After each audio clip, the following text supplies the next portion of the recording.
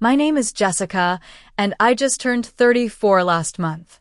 I have always prided myself on being the thoughtful one, the person who remembers birthdays and sends cards just because. Family means everything to me, despite our differences. So when I found out I was banned from the celebration for my brother Nathan's first baby, the pain cut deeper than any knife could. What I never expected was how my 16-year-old daughter Amanda would turn the tables that day. Before I tell you how my daughter completely changed the game, drop a comment letting me know where you are watching from and hit subscribe if your family has ever treated you unfairly like mine did. The tension between me and my family didn't happen overnight. Like a pot slowly coming to boil, it built up over years until it finally spilled over. My brother Nathan and I are 5 years apart. When we were children, we were close in the way siblings with an age gap can be. I taught him how to tie his shoes, helped him with homework, and defended him from neighborhood bullies. But even then, there was an undercurrent that would eventually grow into a riptide. Our parents, Eleanor and Richard, placed an unspoken burden on my shoulders from early on. Take care of your brother wasn't just a request, it was a mandate. While Nathan was allowed to make mistakes and learn from them, I was expected to be perfect, responsible, and mature beyond my years. When he broke a vase playing ball inside the house, it was just boys being boys. When I forgot to remind him about a school assignment, I was letting the family down. This dynamic followed us into adulthood. I watched as Nathan received praise for the smallest achievements, while my accomplishments were treated as expected. When he finally graduated college after 6 years, my parents threw a lavish party with all our relatives. When I finished my degree with honors while working full-time, I got a card and dinner at our regular family restaurant. Perhaps the turning point came when I met Thomas at 21. He was kind, ambitious, and madly in love with me. My parents disapproved immediately. He wasn't from our neighborhood, didn't attend the right schools, and worst of all in their eyes, had plans to start his own business rather than following a traditional career path. You could do better, my mother would say, even as Thomas treated me with more respect than anyone ever had. We married anyway, despite their cold reception at our small wedding. Nathan, surprisingly, seemed to like Thomas, though he rarely showed it when our parents were around. I later learned they would occasionally meet for lunch or basketball, forming a quiet friendship away from family scrutiny. Then I got pregnant with Amanda at 22. Thomas and I were ecstatic, planning for our future with hearts full of hope. My parents' reaction was tepid at best. So young, my mother sighed. Are you sure you're ready? As if I hadn't been shouldering adult responsibilities since childhood. When Amanda was 4 months old, the unthinkable happened. Thomas was killed in a car accident on his way home from work. In an instant, I became a widow and single mother at 23. The grief was overwhelming, like drowning in the open air.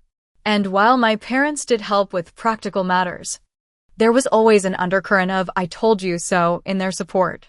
If you hadn't rushed into marriage, my mother would say while folding Amanda's tiny clothes, as if my hasty choice had somehow caused the drunk driver to cross the center line that rainy night.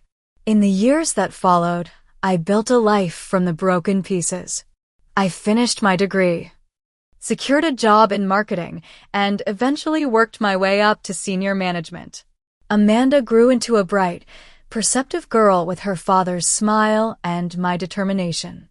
We created our own traditions, our own definition of family.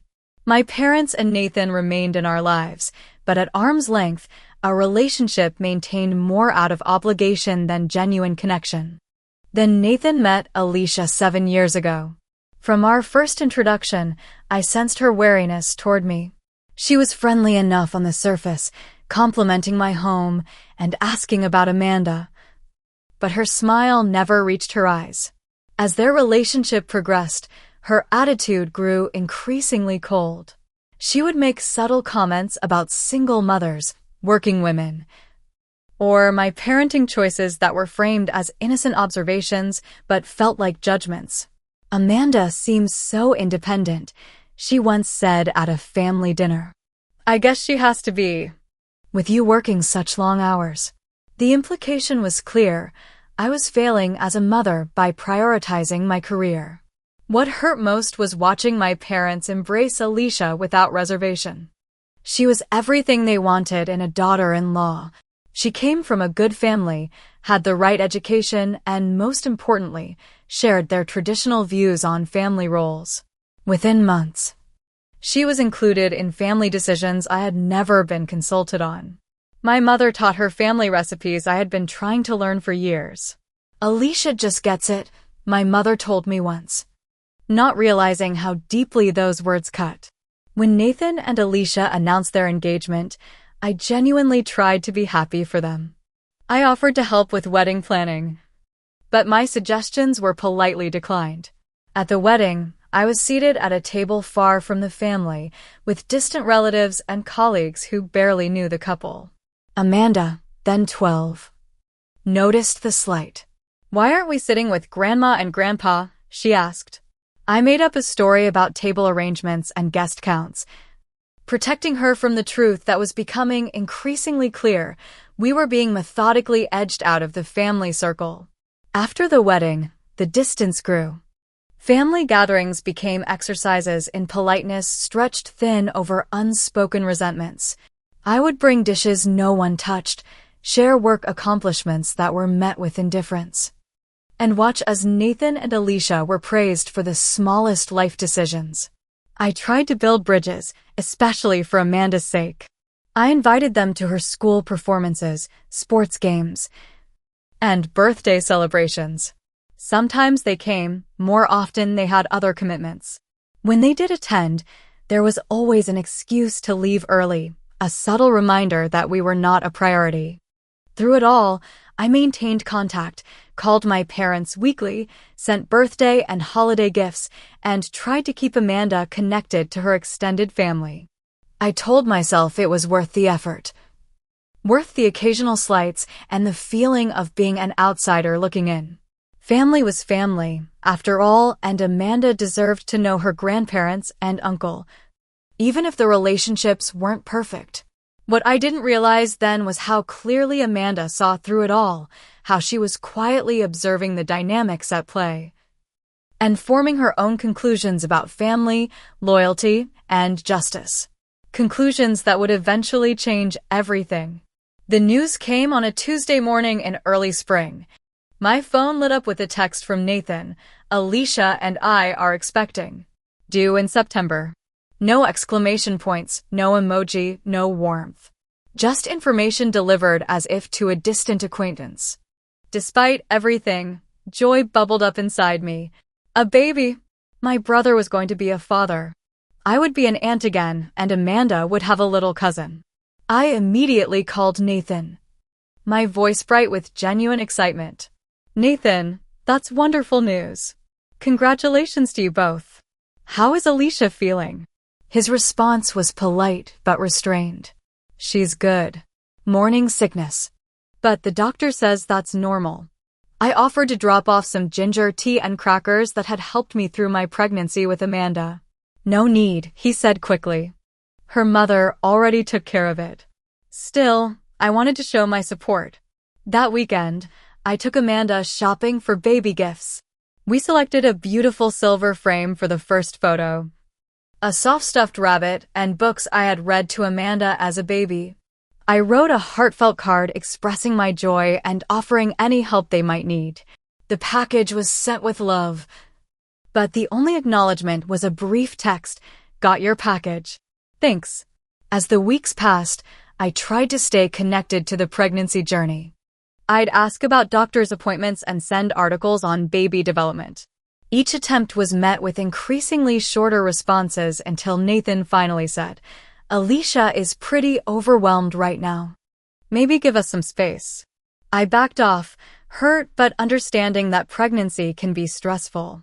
Instead, I channeled my excitement into planning what I could do once the baby arrived. Perhaps then, with the actual child in their arms, they might be more open to my involvement. It was a random conversation with Laura, a mutual friend from high school. That delivered the blow I wasn't prepared for. "Are you excited about the baby shower next weekend?" she asked when we bumped into each other at the grocery store. I froze, carton of eggs in hand. "Baby shower?" Laura's smile faltered. "For Nathan and Alicia, at your parents' house?" I assumed you were helping to plan it. The realization that there was a shower being planned and I hadn't even been told, let alone invited, felt like a physical pain in my chest. I managed to smile and nod, making an excuse about being so busy I'd forgotten the date. As soon as I got to my car, I sat behind the wheel and let the tears come. This wasn't an oversight. A forgotten invitation would have been one thing, but this was deliberate exclusion. My own parents were hosting a celebration for their grandchild, and they hadn't even mentioned it to me. That evening, after Amanda was asleep, I called my mother. My hands shook as I dialed, rehearsing what I would say, how I would remain calm and reasonable. "Mom, I ran into Laura today." I began after our usual pleasantries. She mentioned the baby shower for Nathan and Alicia next weekend. There was a pause, then my mother's voice, suddenly guarded. "Yes, we're having a small gathering. At your house." Another pause. "Yes, Mom, why didn't you tell me? Why wasn't I invited?" She sighed. That familiar sound that always preceded an explanation of why I had somehow misunderstood or overreacted. "Jessica, it's complicated. Alicia is very particular about her pregnancy. She wants everything to be calm, and I'm not calm. I would upset her somehow. You know how you can be, dear. Always asking questions, making suggestions. Alicia is very sensitive right now." The implication was clear. My presence would be a disruption. I was too much, too intense, too different from what they wanted in their family circle. "So you're having a family event to celebrate your grandchild, and you're excluding your daughter and granddaughter? Jessica, please try to understand. This is about what's best for Alicia and the baby. Sometimes we have to put others' needs before our own feelings." It was a statement I had heard variations of my entire life. Always used to explain why my feelings, my needs, my presence was secondary. Always the one expected to understand, to step back, to accommodate. "I see," was all I could manage to say. "I'm sure once the baby is born, things will settle down and we can all adjust to the new normal," my mother added, as if offering a consolation prize. After hanging up, I sat in the dark kitchen for hours, replaying a lifetime of similar moments. Times when I was expected to be the bigger person, to understand, to forgive without apology. Times when my feelings were treated as inconvenient disruptions to the family harmony. The next morning, Amanda found me making breakfast, my eyes still swollen from crying. "Mom, what's wrong?" I considered lying, protecting her as I always had from the complicated dynamics of our family. But at 16, she was perceptive and mature beyond her years. She deserved honesty. "There's a baby shower for Uncle Nathan and Aunt Alicia this weekend. We weren't invited." Her face flushed with anger. "What? Why not?" "Apparently. I ask too many questions and might upset Aunt Alicia."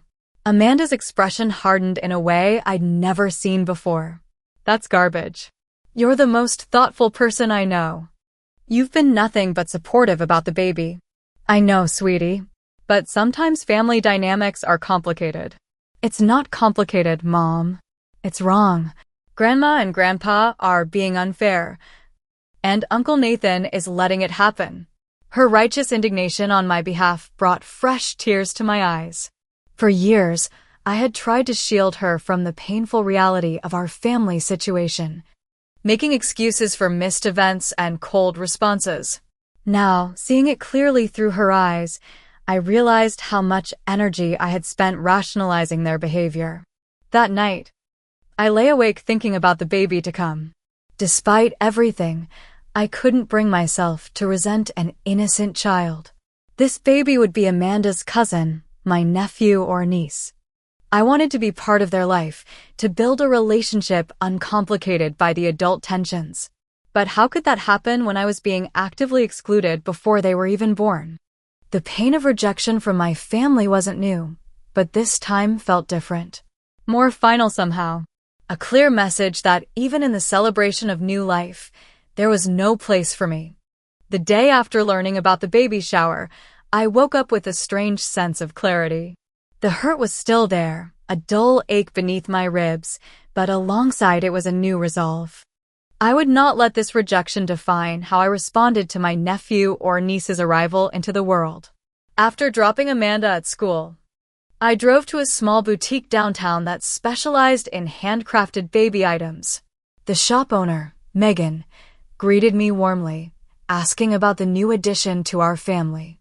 My brother and his wife are expecting their first, I explained, running my fingers over a delicate quilt. How exciting! When is the baby due?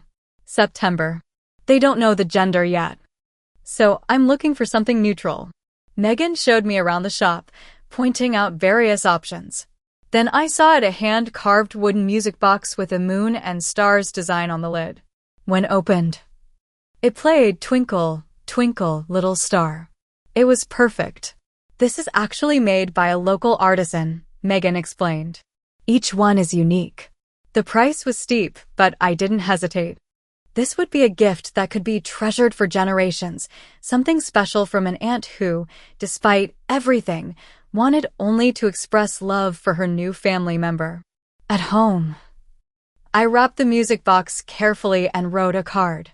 I agonized over the wording, wanting to convey my genuine joy without any hint of the hurt I was feeling.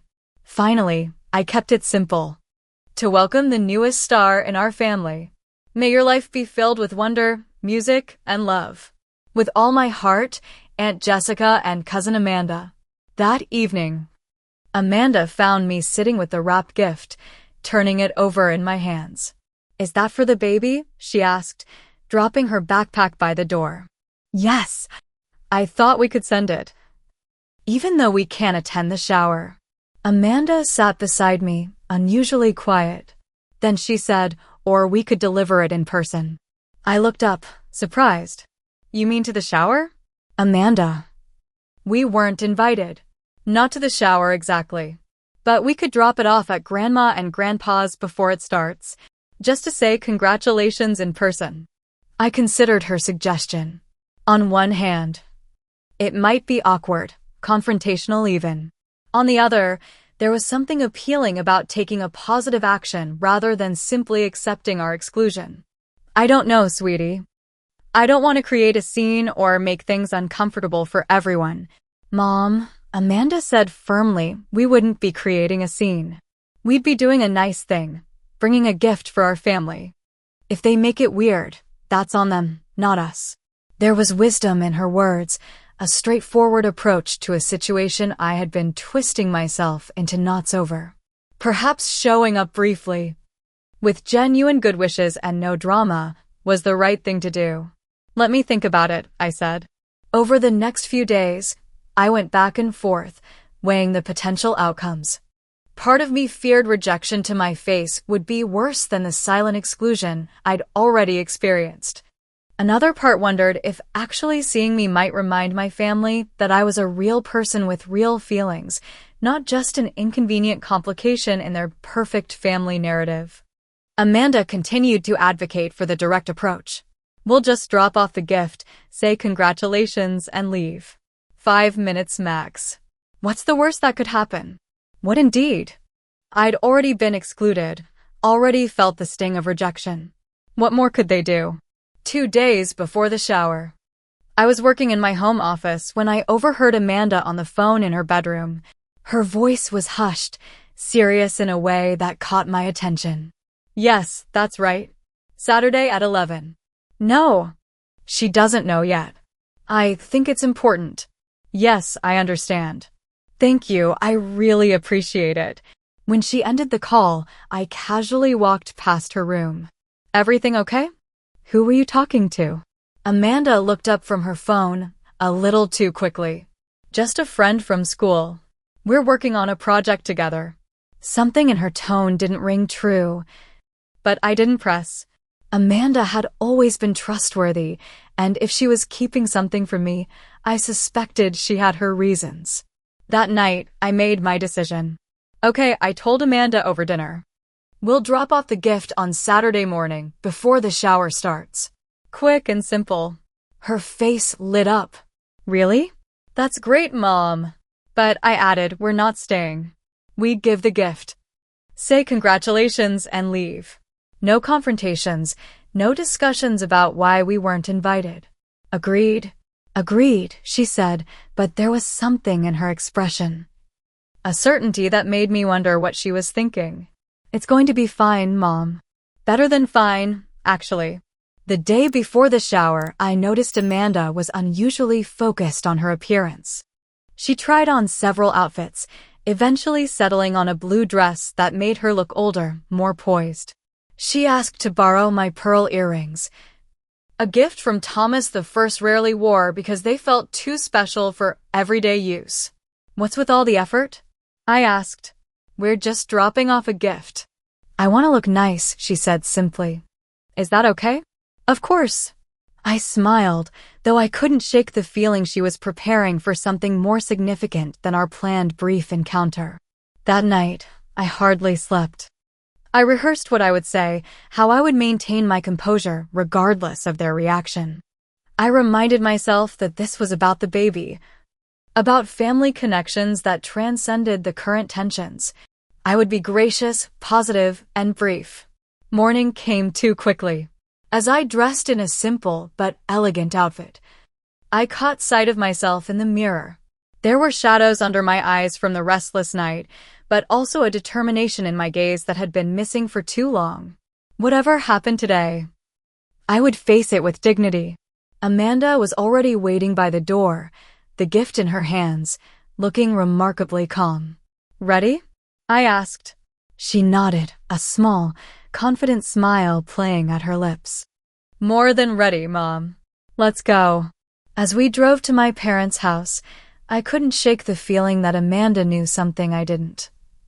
That she was prepared for this confrontation in ways I couldn't fathom.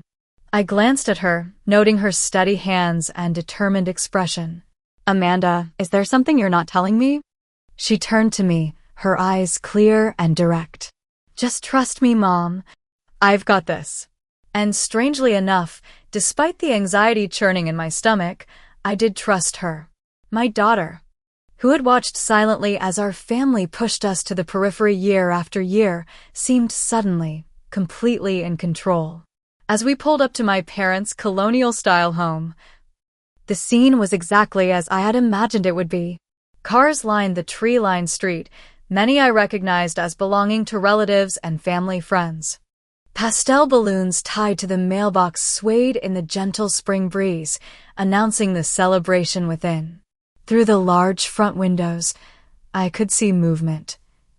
The blurred shapes of people gathering in the living room where so many family events had taken place over the years. The sound of laughter drifted through the partially open windows, light and joyful.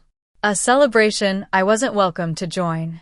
My stomach tightened, and for a moment, I considered turning around, driving away before anyone saw us. The wrapped music box suddenly felt heavy in my hands. Mom, Amanda said softly, reading my hesitation. We're just dropping off a gift. Nothing more. I nodded, took a deep breath, and stepped out of the car. The concrete path to the front door had never seemed so long. Each step required conscious effort, like walking through water. Amanda stayed close beside me, her presence steadying. As we approached the door, I caught glimpses of the decorations inside. Blue and pink streamers hung from the ceiling, and a banner reading, "Welcome, baby," stretched across the fireplace mantel. The dining room table, visible through the side window, was laden with gifts wrapped in pastel papers and ribbons.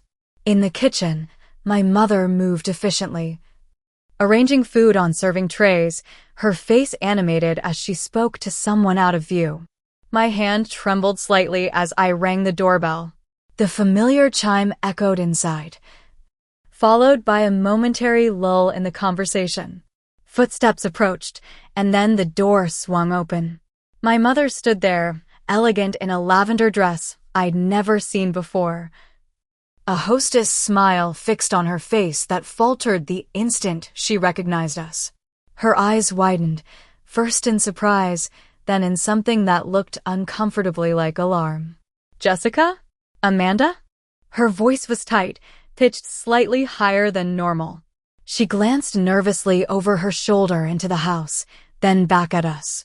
"What are you doing here?"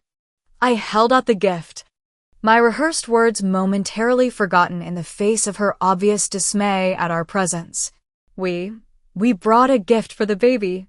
My mother didn't take the package.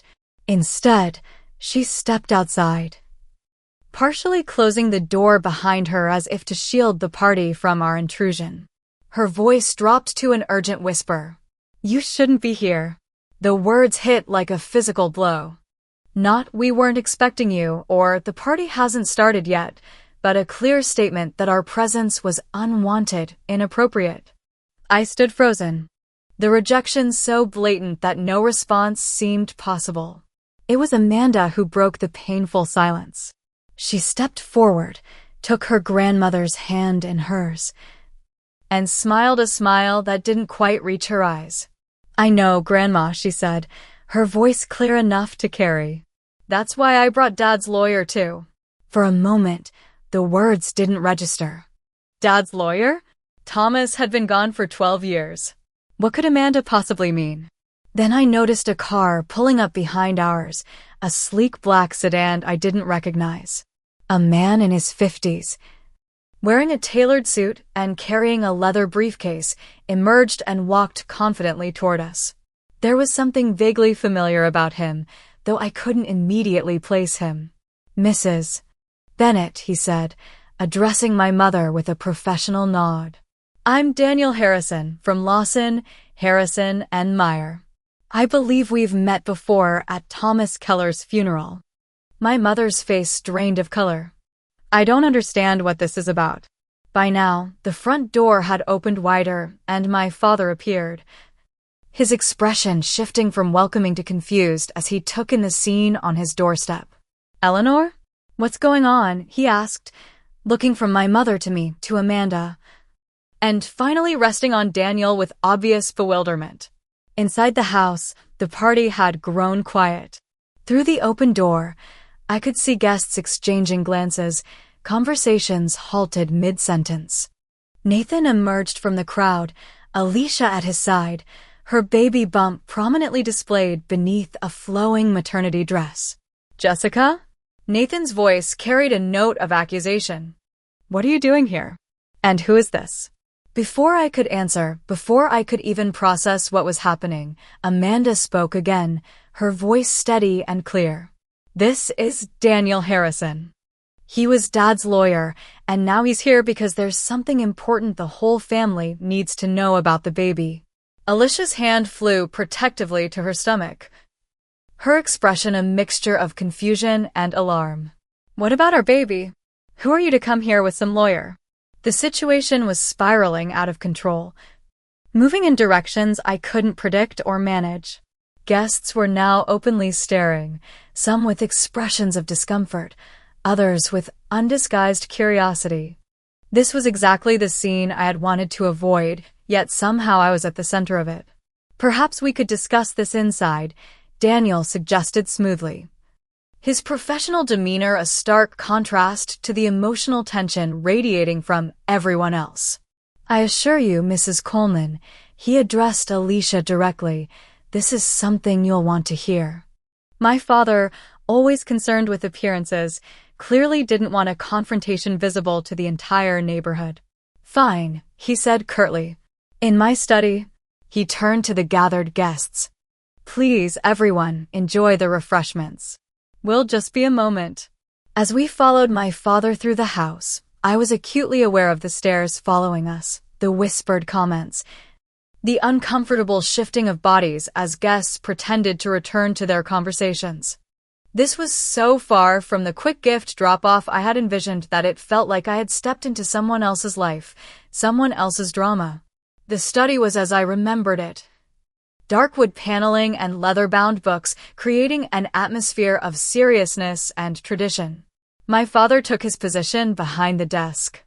A physical barrier between himself and whatever uncomfortable truth was about to be revealed. My mother perched on the edge of a chair, her posture rigid, hands clasped tightly in her lap. Nathan and Alicia stood together near the window, a united front against the perceived intrusion. Amanda and I remained near the door, suddenly outsiders in a room filled with my own family. Daniel set his briefcase on the desk and looked around at each face, his expression professionally neutral. "I apologize for interrupting your celebration," he began. "But there is a matter regarding the child that needs to be addressed before the birth." Alicia made a small sound of distress. "There's nothing wrong with our baby. All the tests came back normal." "This isn't a medical matter, Mrs. Coleman," Daniel clarified. "It's a legal one concerning a trust fund established for your child." The room went completely silent. Whatever anyone had been expecting, it clearly wasn't this. My father was the first to recover. "What trust fund? We haven't established any trust for the baby yet." Daniel opened his briefcase and removed a folder. "The trust was established 12 years ago by Thomas Keller, Jessica's late husband, shortly before his death." All eyes turned to me, expressions ranging from confusion to suspicion. I stared back, equally bewildered. This was the first I was hearing of any trust fund established by Thomas. Nathan broke the silence, his voice uncharacteristically uncertain. "Why would Thomas set up a trust for my child? He died years before I even met Alicia." Daniel turned to Nathan, his expression softening slightly. "Because, Mr. Bennett, despite what you may have let your family believe, you and Thomas were close. He considered you the brother he never had." The revelation hung in the air, heavy with implications. Nathan's face flushed, a mixture of embarrassment and something else. Guilt, perhaps. My mother made a small, disbelieving sound. "That's ridiculous," she said, looking to Nathan for confirmation. "You barely knew Jessica's husband." But Nathan didn't meet her gaze. Instead, he looked at the floor, then at me, his expression pained. "That's not entirely true, Mom," Daniel continued, his tone matter-of-fact. "Thomas and Nathan met regularly for lunch and basketball games. They developed a friendship independent of family gatherings. In fact, Nathan was one of the last people Thomas spoke to before the accident." This was news to me. I knew they were cordial, had seen moments of genuine connection between them at family events. But I had no idea they had maintained a relationship outside those occasions. Nathan had never mentioned it, not even after Thomas died. "Is this true?" I asked Nathan directly, my voice barely above a whisper. He nodded slowly. "Yes, Thomas. He was a good guy. We got along well. He understood things about me that no one else did. Yet you never told me. All these years. You never said a word." "It was complicated, Jess. After he died, mentioning it seemed like it would just cause more pain.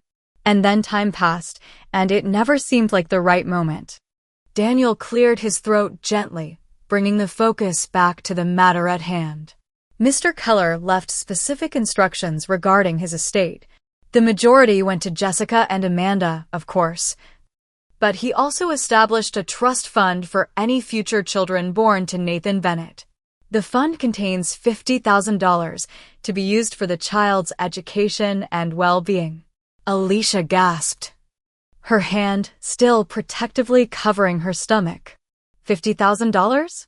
For our baby? From someone who died before we even met. Thomas was remarkably forward-thinking, Daniel explained. He believed strongly in the importance of family connections, especially between cousins. He wanted to ensure that his child and Nathan's future children would have a bond, regardless of what might happen between the adults in the family. My father leaned forward, businessman instincts kicking in. "What are the terms of this trust? Who controls the money?" The trust is managed by our firm until the child turns 18. At that point, they gain access to the funds for educational purposes. Full control transfers at 25. Neither parent can access the money directly. And what's the catch? My father pressed. There must be conditions. Daniel reached into his briefcase again and removed an envelope, yellowed slightly with age. Thomas left a letter to be read when the trust would be activated by the birth of Nathan's first child. I think it will answer your questions. He handed the envelope to Nathan, who stared at it as if it might burn him. After a moment's hesitation, he carefully opened it and unfolded the single sheet of paper inside. His eyes scanned the page, and to my surprise, they filled with tears. Would you like me to read it aloud? Daniel offered gently. Nathan nodded, handing the letter back with unsteady hands. Daniel adjusted his glasses and began to read. Dear Nathan, if you're reading this, it means you're about to become a father, and I'm no longer around to congratulate you in person. I'm sorry for that. I would have liked to see the man you'll become, the father you'll be. Our friendship has meant more to me than you may realize. In a family where we both sometimes felt like outsiders for different reasons, finding understanding in each other has been a gift. You've shown me sides of yourself that I suspect your parents and even Jessica haven't fully seen. I've treasured our conversations and the trust you've placed in me. I'm establishing this trust for your child because I believe deeply in the importance of family, especially the bonds between cousins. My own cousins were my first friends, my earliest confidants, and remain some of the most important people in my life. I want that for Amanda and for your children. Family relationships can be complicated, and I've seen how tensions between adults can affect the children who love them all. This money comes with only one condition: that you make every effort to ensure that Amanda and your children know each other, spend time together, and have the chance to build their own relationship, independent of whatever complexities exist between you and Jessica. I hope that by the time you read this, any distance between you two has healed. But if it hasn't, please remember that siblings share a bond that's irreplaceable. Jessica has always loved you fiercely, even when that love was expressed through expectations and worry. She has a generous heart and a capacity for forgiveness that continues to amaze me. Congratulations, Nathan. Becoming a parent will change you in ways you can't imagine. Embrace the journey. Forgive yourself for the inevitable mistakes, and remember that the greatest gift you can give your child is a family that truly sees and accepts them, with respect and brotherhood. Thomas. When Daniel finished reading, the room was completely silent. I felt tears streaming down my face, hearing Thomas's voice so clearly in those words, recognizing the man I had loved in his compassion and foresight. Beside me, Amanda was crying too, these words from the father she barely remembered washing over her like a blessing. Nathan looked stunned, as if the letter had struck him physically. Alicia's expression had softened, the defensiveness replaced by something more contemplative. My parents sat in uncomfortable silence, perhaps recognizing themselves in Thomas's gentle observations about family dynamics. Thomas wrote this just weeks before the accident, Daniel explained. He had a premonition, he said, that he should put his affairs in order. At the time, I thought it was just the natural caution of a new father, but in retrospect, it seems almost prophetic. Why are we only hearing about this now? My father asked, though his usual sharpness was muted. The trust was established with specific activation parameters, Daniel replied. It would only come into effect upon confirmation of Nathan's first child. Amanda contacted our firm last week to inform us of the pregnancy, triggering the terms of the trust. All eyes turned to Amanda, who stood straighter under the attention. You knew about this? I asked her, amazed at what my daughter had orchestrated. Not until recently, she admitted. I found Dad's old files in the storage boxes in the attic.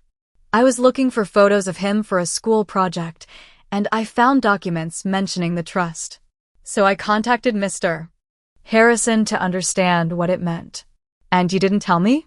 She looked at me apologetically. I wasn't sure what it all meant at first.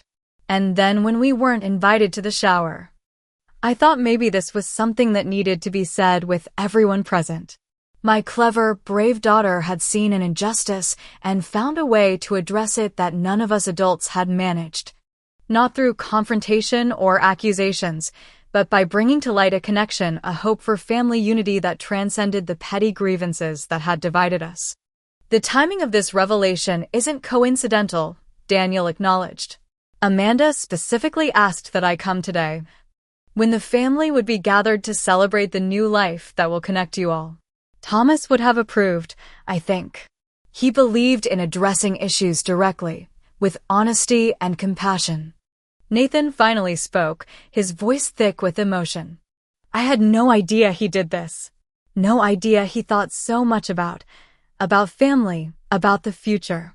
He thought about little else in his final months, I said softly. Becoming a father changed him, made him think about legacy, about what truly matters. For the first time since we'd arrived, Alicia looked directly at me, her expression uncertain but no longer hostile. Did you know about this trust? About their friendship? I shook my head. No. Thomas mentioned they got along well. But I had no idea they spent time together regularly. And I certainly didn't know about the trust. This doesn't make sense, my mother interjected. Why would Thomas leave money to a child that didn't exist yet when he barely had a relationship with Nathan? Nathan looked up sharply. That's not true, Mom. We had a relationship. A good one. I never told you about it. Why not? My father demanded. Nathan's gaze dropped again. Because you never liked him. You made it clear from the beginning that you thought he wasn't good enough for Jessica. And I went along with it even though I knew better. Even though I knew what kind of man he really was. The admission hung in the air, a painful truth finally spoken aloud after years of silence. In that moment, something shifted in the room. A rebalancing of long-held perceptions and carefully maintained narratives. With Nathan's admission still reverberating through the room, Amanda stepped forward. Her posture confident despite the tears that had dried on her cheeks. I need to explain how I found Mr. Harrison, she said, her voice steady. It wasn't an accident or a school project like I claimed earlier. I looked at her, surprised by this new revelation. Amanda had always been forthright with me. Our relationship built on mutual trust and openness. The idea that she had been keeping secrets was unsettling. Last month, after Grandma called to tell us about the baby, Amanda continued. I noticed how happy you were, Mom. You immediately started planning what you could do for Uncle Nathan and Aunt Alicia, how you could support them. You were so excited about being an aunt again. She paused, glancing at my mother, whose expression remained carefully neutral. Then when we found out about the shower and that we weren't invited, I saw how much it hurt you. But you still wanted to buy a gift, still wanted to be part of the baby's life somehow. It made me angry. Really angry. The raw emotion in her voice surprised me. Amanda had always been measured. Thoughtful, rarely displaying the kind of passionate indignation I was witnessing now. I decided to look for anything that might help me understand why our family treats us this way. I remembered those boxes in the attic, the ones with Dad's things that you keep saying you'll sort through someday. I thought maybe there were photos or letters that would tell me more about him, about his relationship with the family. I felt a pang of guilt. Those boxes had remained unopened for years, not because I wanted to forget Thomas, but because facing those memories still felt overwhelming at times. I found a folder with legal documents, Amanda explained. Most of it was boring stuff I didn't understand, wills, insurance policies. But there was one document that mentioned Uncle Nathan, specifically, and a trust fund for his future children. It had the name of a law firm, so I called them. She turned to Daniel. Mr. Harrison was really nice. He explained that he couldn't give me details without proper authorization, but confirmed that there was a trust established by my father. He said if the conditions for activating the trust had been met, he would need to inform all parties involved. So I told him about the baby, and that there was going to be a family gathering this weekend. I asked if he could come and explain everything officially. She looked at me apologetically. I didn't tell you because I wasn't sure what would happen. I didn't want to get your hopes up or make you more upset if it turned out to be nothing important. Amanda, I said softly. Amazed at her initiative and protective instinct, you shouldn't have had to deal with this alone. I wasn't alone, she replied with a small smile. Not really. Once I found those papers, it felt like Dad was helping me, guiding me somehow. Like he had left this gift not just for the baby, but for all of us. A way to finally bring everything out into the open. Nathan had been listening intently to Amanda's explanation, his expression a mixture of guilt and admiration. Now he stepped forward, his eyes meeting mine directly for what felt like the first time in years. I need to tell you something, Jess, he said, his voice uncharacteristically vulnerable. Something I should have told you a long time ago. He glanced at Alicia, who gave him a small nod, her hand still resting protectively on her stomach. Thomas was right in that letter. I did feel like an outsider in this family, but for different reasons than you might think. You were always the star, Jessica. Straight as, perfect attendance, responsible and mature. I was the screw-up, the one who couldn't seem to get anything right. That's not true, my mother protested. We never thought that about you. Maybe not consciously, Nathan acknowledged. But it was there in the way you treated us differently. Jessica got lectures and high expectations. I got excuses made for me and lower standards. It didn't feel like love, Mom. It felt like you didn't believe I was capable of more. My father shifted uncomfortably in his chair, avoiding eye contact. This kind of emotional honesty was foreign territory in our family, where appearances and harmony had always been prioritized over authentic expression. Thomas saw that. Nathan continued. Somehow, he understood what I was feeling without me having to explain it. He never judged me or made excuses for me. He just accepted me as I was, while still believing I could do better. He turned to me. I admired him, Jess. I admired how he knew exactly who he was, what he wanted. I admired how he loved you completely, without trying to change you or control you. And I was jealous. Not just of him, but of what you two had together. The admission hit me like a physical blow.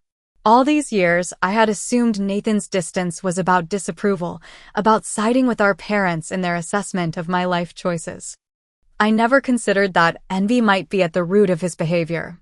And then after he died, Nathan continued, his voice breaking slightly. I felt guilty. Guilty that I hadn't stood up for him to Mom and Dad. Guilty that I had hidden our friendship. Guilty that he was gone and I was still here. It was easier to pull away than to face all that. Alicia spoke up, surprising everyone. I need to be honest too, she said, looking directly at me. When Nathan and I first started dating, he talked about you all the time. How smart you were. How strong, raising Amanda on your own and building your career. I felt intimidated before I even met you. She glanced down, one hand still cradling her stomach. My own sister was always the successful one in our family. The pretty one, the smart one, the one everyone compared me to. When I met you, it triggered all those old insecurities. I was afraid Nathan was comparing me to you too, finding me lacking. So I created distance, she admitted. I made little comments, encouraged Nathan to spend less time with you. I didn't want to compete with his perfect sister. She looked up, her eyes glistening. I never considered how that might hurt you or Amanda. I was just protecting myself. My mother had been listening to these confessions with increasing discomfort, her hands twisting in her lap. Finally, she spoke, her voice uncharacteristically subdued. I didn't realize, she said, looking first at Nathan, then at me. I didn't realize how our parenting affected you both so differently. We thought we were doing what was best for each of you. She turned to me. Jessica, You were always so capable, so independent. From the time you were little, you seemed to know exactly what you wanted and how to get it. I never worried about you the way I worried about Nathan. But that didn't mean I needed you less, I said softly. It just meant I needed you differently. My mother nodded, tears forming in her eyes. I know that now. Or I'm beginning to understand. At least. When you married Thomas against our advice, I was afraid. Afraid you were making a mistake, afraid you'd get hurt. And when he died, leaving you alone with a baby. She trailed off, wiping at her eyes. I think I never forgave him for that, for leaving you to face everything alone. He didn't choose to leave, Mom, I said, my voice stronger now. And I wasn't alone. I had Amanda. Yes, my mother acknowledged. You did. And you've done an amazing job with her. She looked at Amanda with newfound respect. A truly amazing job. The room fell silent again. Each of us processing the revelations that had cascaded one after another, reshaping our understanding of the past and of each other. Years of assumptions, misunderstandings, and unspoken resentments had been brought into the light, painful but somehow cleansing. Daniel, who had been standing quietly, allowing the family dynamics to unfold, spoke again. Thomas believed strongly in the power of truth. He used to say that secrets are like wounds that never get air they can't heal properly. I smiled through my tears, recognizing another echo of the man I had loved. That sounds exactly like him. For the first time since we had entered the study, my father spoke directly to me. Jessica, I owe you an apology. We all do. We haven't been fair to you or to Amanda. Whatever our reasons, whatever our intentions, the result has been hurtful. I'm sorry for that. Coming from my father, a man who rarely admitted fault, these words carried significant weight. I nodded, accepting the apology without immediately responding. Years of hurt couldn't be erased with a single conversation.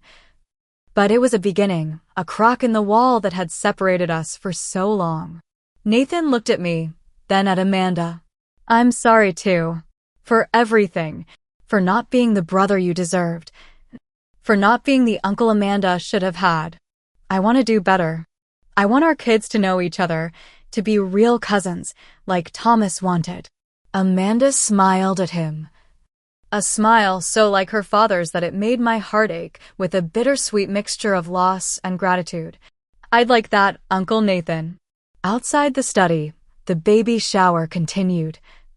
Guests mingling and chatting, unaware of the seismic emotional shifts occurring behind the closed door. But within our small circle, something fundamental had changed. Old wounds had been acknowledged, long-held secrets revealed, and the possibility of a new beginning tentatively offered. I stood at the crossroads, the weight of past hurts still present, but somehow lighter, faced with a choice about how to move forward. In that moment, standing in my father's study, surrounded by the tangled threads of our family history, I felt an unexpected sense of clarity. The hurt was still there. Years of exclusion and judgment couldn't be erased by a single conversation, but alongside it was something new. A path forward if I chose to take it. I looked at each face in turn. These people who were my blood, who had caused me pain and whom I had loved anyway. My brother, vulnerable in a way I'd never seen him before. My parents, confronting the consequences of choices they had made with good intentions but hurtful results. Alicia, her defenses lowered, one hand still protectively cradling the life growing inside her. And Amanda, my brave, perceptive daughter, who had orchestrated this moment of truth not out of vengeance, but from a deep desire for healing, for connection. I took a deep breath and made my choice. I don't want to dwell on the past, I said finally. What's done is done. We can't change it, but maybe we can learn from it. I turned to Nathan and Alicia. That baby you're carrying is Amanda's cousin, my niece or nephew. Part of our family, regardless of what's happened between us. I want to be in their life, and I want them to know Amanda. Alicia nodded, her expression softer than I'd ever seen it. I'd like that too. I really would. I looked at my parents. I'm not looking for more apologies or explanations. What I want from now on is honest communication. No more secrets, no more pretending everything's fine when it isn't. Real relationship takes work, and I'm willing to do that work if you are. My father, always more comfortable with action than emotion, straightened in his chair. That seems reasonable. We can try that approach. My mother wiped at her eyes. I'd like us to be closer. Jessica, I've missed you, even though I didn't always know how to show it. Daniel, who had been standing quietly, allowing this family reconciliation to unfold, closed his briefcase. It seems my official business here is concluded. The trust documents will be finalized once the baby is born. I'll be in touch then. He handed me his card. If you have any questions in the meantime, please don't hesitate to call. As he prepared to leave, Amanda stepped forward. Thank you, Mr. Harrison, for everything. He smiled at her, a warm, genuine smile that transformed his professional demeanor. Your father would be very proud of you, Amanda. Very proud indeed. After Daniel left, there was an awkward moment of silence. We had ventured into emotional territory so unfamiliar in our family that none of us quite knew how to proceed. It was Alicia who broke the tension. Would you like to stay? For the shower, I mean. There's plenty of food, and I'm sure everyone would like to see you. The invitation, tentative but sincere, touched me deeply. We'd like that, I said, looking to Amanda for confirmation. She nodded, smiling. But first, I added, remembering the original purpose of our visit, we brought something for the baby. I handed her the carefully wrapped package containing the music box. As Alicia unwrapped it, her expression softened further.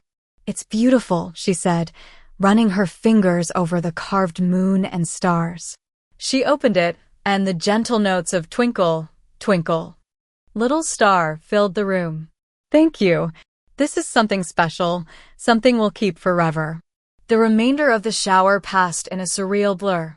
There were introductions to be made, curious glances to be navigated, the subtle shifting of family dynamics to be negotiated in real time. But beneath the social complexities was a current of hope. A sense that something broken was beginning, slowly and tentatively, to mend. 2 weeks later, Nathan called and asked if Amanda and I would like to join them for dinner. It was the first such invitation in years, and though part of me was wary, I accepted. The evening was not without its awkward moments, old patterns reasserting themselves in subtle ways. But there was genuine effort on all sides. Alicia showed us the nursery they were preparing, the walls painted a gentle green, the music box we had given them displayed prominently on a shelf. We want the baby to know about Thomas, she said unexpectedly. About the gift he left, and why. It's part of their history too. The next month, I began seeing a therapist to work through the complex emotions that had been stirred up. Dr.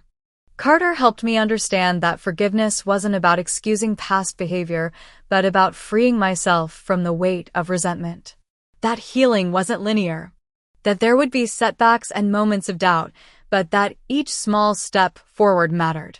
Amanda and my mother began having lunch together occasionally, building their own relationship independent of me. It was strange at first, knowing they were forming connections I wasn't part of, but also beautiful in its way. This bridge between generations that had nearly been lost. When the call came that Alicia was in labor, I was surprised to find my name on the short list of people to be notified. Amanda and I went to the hospital, not barging into the delivery room, but waiting patiently in the family area, present and available. Hours later, Nathan emerged, exhausted but radiant with joy. It's a boy, he announced. 7 pounds, 6 ounces. Alicia's doing great. When they were settled in the recovery room, we were invited in. The sight of my brother cradling his newborn son with such tender wonder brought tears to my eyes. Memories of Thomas holding Amanda with that same mixture of awe and terror flooded back. bittersweet but no longer unbearable. Would you like to hold him? Alicia asked, surprising me. Carefully, reverently, I took the tiny bundle in my arms. My nephew. Thomas's trust fund beneficiary. Amanda's cousin. A new life untouched by old grievances, a blank page in our family's story. Hello, little one, I whispered. Welcome to the family. As I held him, feeling his warmth and weight against my heart, I realized something profound. The pain I had carried for so long had not disappeared, but it had transformed. It was now part of a larger, more complex emotional landscape that included joy, gratitude, and hope. The journey to this moment had been difficult, marked by misunderstandings, exclusion, and hurt. But it had also revealed the enduring power of truth, the possibility of growth and change, even in relationships that seemed irreparably damaged. Thomas, in his final act of foresight and love, had created not just a financial legacy for this child, but an emotional one for all of us. A catalyst for honesty, for confronting the painful patterns that had defined our family for too long.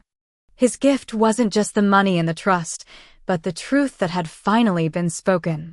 In the months that followed, our relationships continued to evolve. There were still moments of tension, old habits that resurfaced and needed to be addressed. But there was also a new willingness to work through difficulties rather than retreat into silence and distance. Amanda flourished in her role as cousin and honorary big sister, babysitting occasionally and taking her responsibility as family mentor seriously. Watching her with the baby, I saw echoes of the kind, thoughtful man who had been her father, living on in her actions and her heart. One evening, as we drove home from a family dinner that had been mostly harmonious, with only minor tensions, Amanda turned to me. Do you think Dad somehow knew all this would happen? That his trust fund would end up bringing everyone together? I considered her question carefully. I don't think he could have predicted the specific circumstances, but he understood people, understood family dynamics in a way that was almost uncanny. He saw patterns and connections that others missed. I think he'd be happy, she said confidently, about how things turned out. I think so too, I agreed. He always believed in addressing problems directly, in having difficult conversations when necessary. And he believed deeply in the possibility of healing, of growth. That night, reflecting on the journey of the past months, I realized that the greatest injustice isn't always in how others treat us, but in how we allow that treatment to define us. For years, I had accepted my role as the family outsider, had internalized the narrative that there was something wrong with my choices, my parenting, my very self. The real breakthrough hadn't come from confronting my family, but from confronting those internalized beliefs.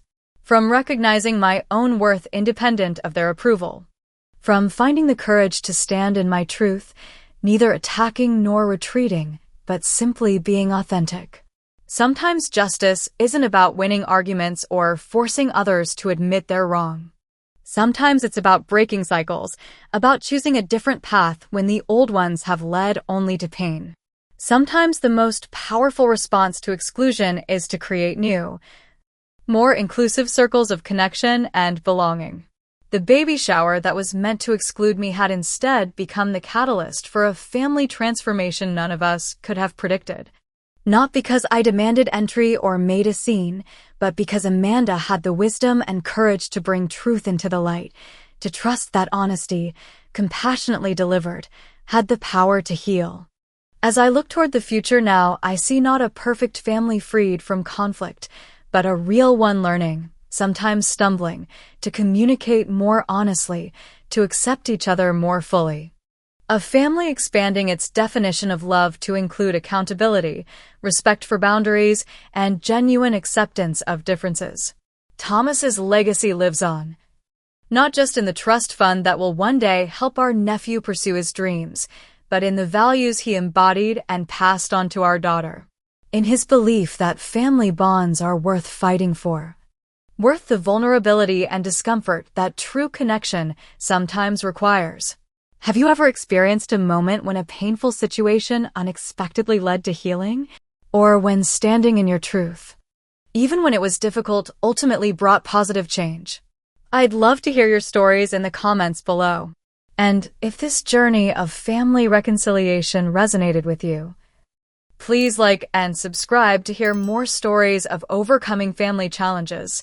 Thank you for being part of this community where we can share our struggles and triumphs. Remember, sometimes the path to healing begins with a single brave step, and you're stronger than you know.